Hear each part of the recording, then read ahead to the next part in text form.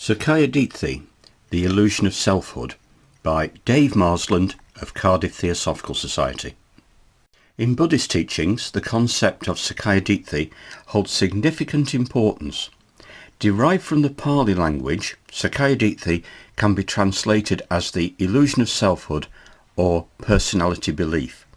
This captivating concept delves into the fundamental notion of self-identity, challenging the conventional perceptions of an unchanging, independent self.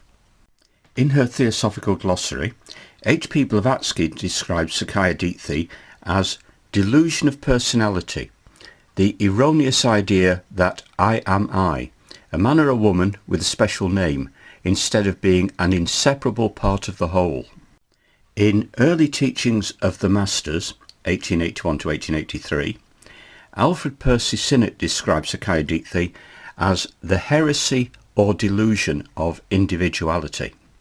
The concept of Sakkayaditthi finds its roots in early Buddhist teachings, primarily within the Theravada tradition. It is closely associated with the Buddha's foundational teachings on the Anattalakkhana Sutta, where he expounded the doctrine of anatta, non-self. According to these teachings, the aggregate of body and mind, known as the five aggregates, form, feeling, perception, mental formations and consciousness, together give rise to the illusion of a permanent and substantial self. Sakkayaditthi arises when one clings to this perceived self, leading to suffering and ignorance. At its core, Sakkayaditthi can be seen as the misapprehension of one's existence as an inherently separate and permanent entity. It is this erroneous perception that fuels attachment, craving, and the cycle of suffering, samsara.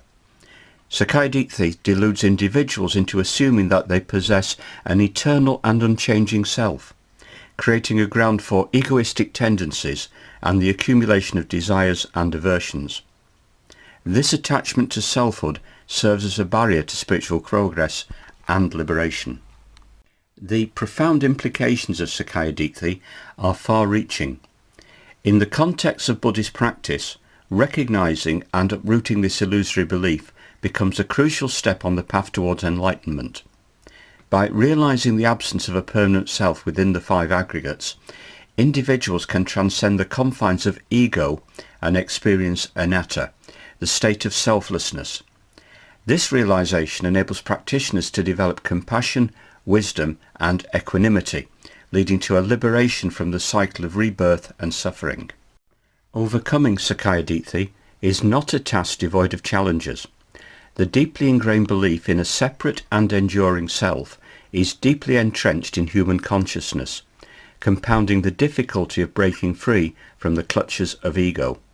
Furthermore, societal and cultural conditioning often reinforce the notion of selfhood, intensifying the barriers to spiritual growth.